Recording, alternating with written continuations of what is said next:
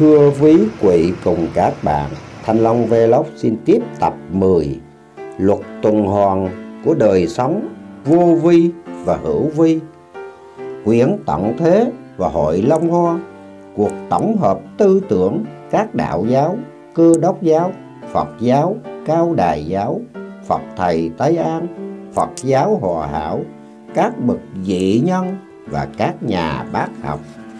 Xin quý vị cùng các bạn cho Thanh Long Vlog một đăng ký và rung chuông để xem chuyện dài tập Tận Thế và Hội Long Hoa. Tập 10 Luật tuần hoàn của đời sống vô vi và hữu vi. Về Tận Thế và Hội Long Hoa, ông Thanh Sĩ nhận thức không khác sấm giảng. Ông nhận thời kỳ này là thời kỳ của Hạ Ngương, đúng như lời dị giáo, và có thơ rằng Đức Thầy dẫn bảo cạn lời, Hạ Ngương nay đã hết đời ráng tu. Rằng Hạ Ngương tận diệt từ đây, Phật Thánh Tiên xuống thế đông vậy. Đời tới đây tai nạn lưu bù, vì tận thế muôn thu mới có. Chẳng qua phải lúc tai nạn, nghiệp trần số hệ, thiên hoàng đã phân. Có câu thiền định tuần hường, đáo đầu thiện ác, một cơn tan tành. Cái luật tuần hoàn ấy đã định trong thế kỷ 20 này. Nay ông Thanh Sĩ cũng nhận cái luật ấy đúng với lý Tam Ngương như Cao Đài giáo.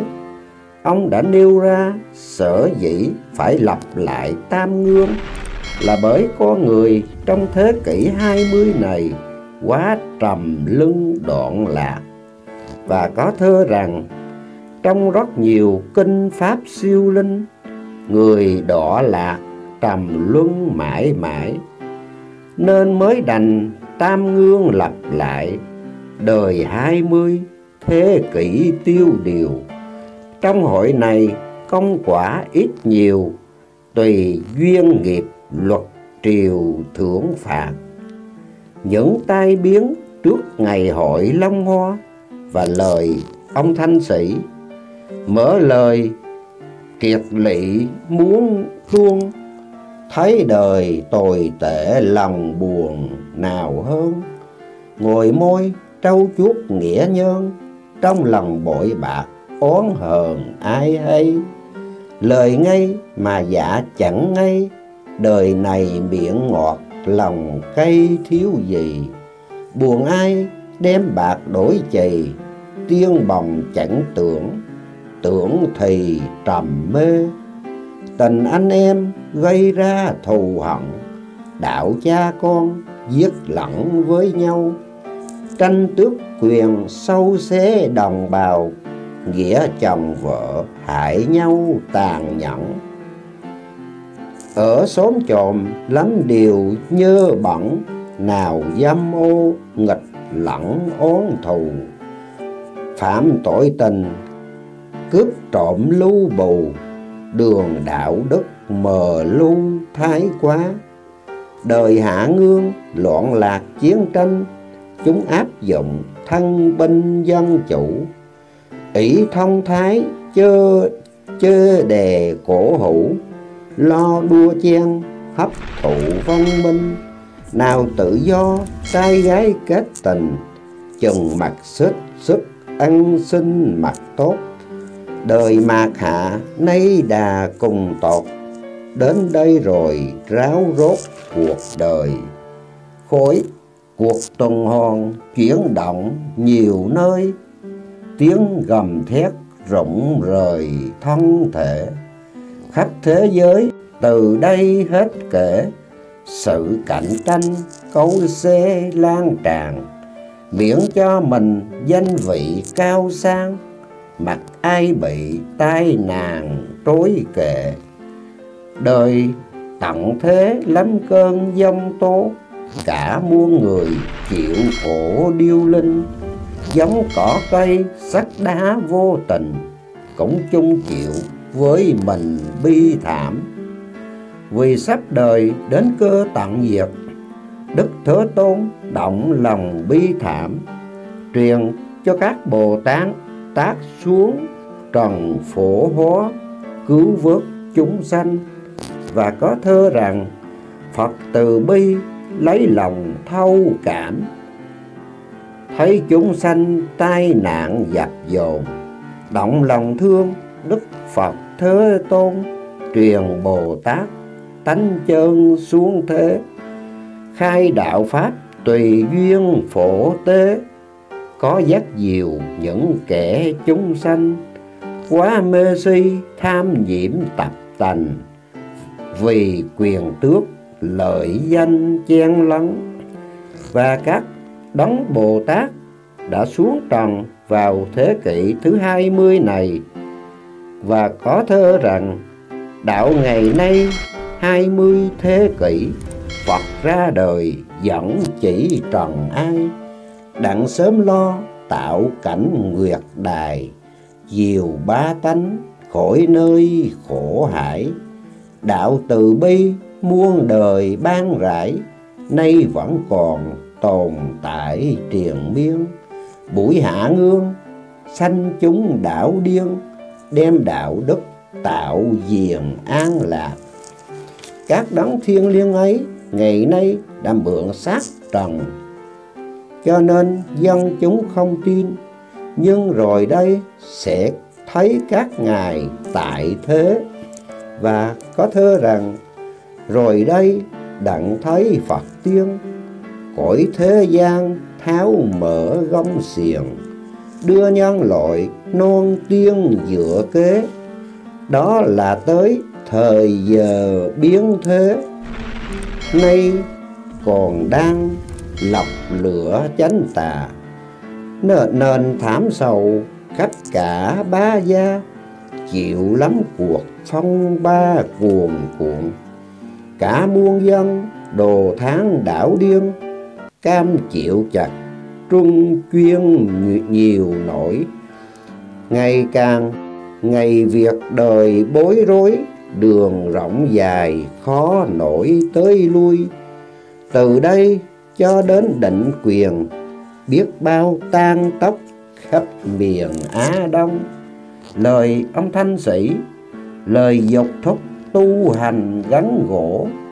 Này bá gia đời khổ lắm rồi, lòng lo lắm việc bất thường. Một ngày một đến đủ đường nạn tai, nỗi sầu đạm lạc tên bay. Nỗi thương giặc giả trong ngòi hại dân, gian sang phải nhuộm máu điều. Giống nồi rời rã sinh nhiều việc hư, có thấy chân gia cư tan nát. Cả xóm chòm xưa xác đảo điên, khắp thế giới thê thảm thơ. Giặc bao trùm xê tạm đua chen, từ đây nước lửa tràn trề. Binh đao dồn dập ê hề thay thi, đó cũng bởi thời kỳ tận diệt, nên nhiều điều thảm thiết lê dân. Lo cần kiệm tu hành chánh kỹ, vì đối đâu lộ vĩ gần đây. Nên cần lao trồng trặt lúa khói, đặng chi độ qua ngày thống khổ. Đối đâu cuộc thế hầu phần, cơ trời xoay chuyển cõi trần này nay. Càng siết chặt nhiều ngày khổ não, việc sắp đến trời long đất lở. Cánh điều hiu vò vỏ sầu tư, mãi lần lần thưa thớt gia cư. Đó mới biết trường đồ mã lực, từ nay đến gặp đời thượng cổ. Lướt bụi bờ nhiều chỗ trong gai, cũng đừng ý chúng hiếp cô. Sơn băng thủy kiệt đối khô bây giờ, lời ông Đức Huỳnh giáo chủ Sau đến việc sơn băng thủy kiệt, cùng thảm thương ba tánh quá chừng.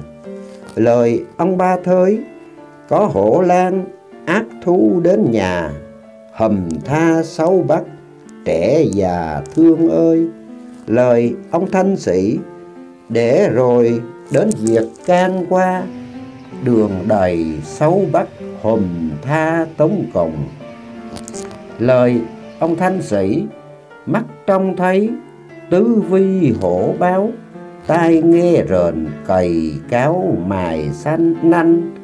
Mãng xà nấp ẩn rừng xanh, lội bơi uống khúc hoành hoành gớm ghê. Kẻ bạo ác hồn mê bất tỉnh, dưới sông thời tỉnh nghỉnh sâu to. Dưới trên con hét con hò, lớp bay lớp chạy giày vò người hung. Lũ gian ác vô cùng sợ hãi, người hiền lương chậm rãi bước đi.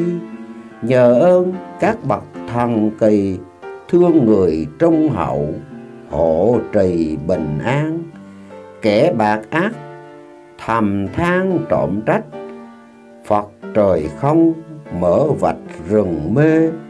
Đến nay gặp việc thảm thê, hồn khí phách tán, mắt tê mặt mày. Lời bút tích trưng bày thâm diệu, bởi tối tâm chẳng hiểu thời thôi. Đến chừng đến việc khổ rồi, biết đâu trốn khỏi lưới trời bủa giăng. Kéo lũ lượt qua truông vượt ải, bị thú hùm giết hại thớt thưa. Ruột ra muối xác tớt tưa, nhân mày nhiễu mặt đổ thừa cho ai. Con đứa cổng đứa đai liệu điệu, phận tống nghèo kẻ níu người lôi.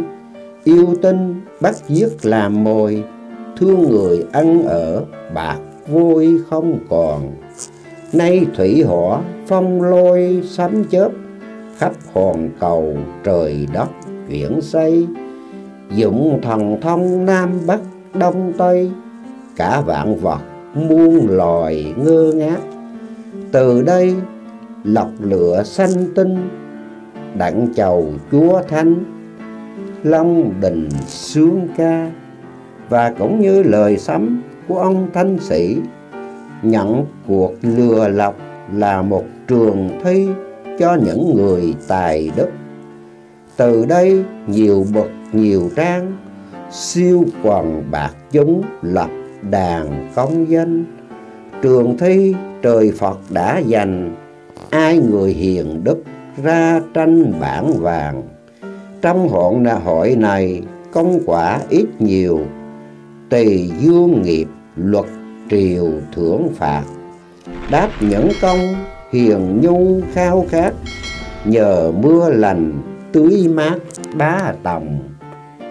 Cái trường thi đạo đức rất thông, mà cũng ở vào trong căn hạnh. Thi đức trí thi trong bản tánh, chỗ bại thành do bởi lòng người. Và cái trường thi ấy không khác gì Long Hoa Đại Hội. Vâng, thưa các bạn, Thanh Long Vlog xin kết thúc tập 10. Tập 10 xin các bạn đăng ký và rung chuông để xem chuyện dài tập của Long Hoa Tận Thế, của tổng hợp các tư tưởng đạo giáo, Cơ Đốc giáo, Phật giáo, Cao Đài giáo, Phật Thầy Tây An, Phật giáo Hòa Hảo, các bậc dị nhân và các nhà bác học. Thanh Long Vlog xin chúc quý vị cùng các bạn hạnh phúc, an bình thành công. Thanh Long Vlog xin đa tạ và xin cảm ơn các bạn.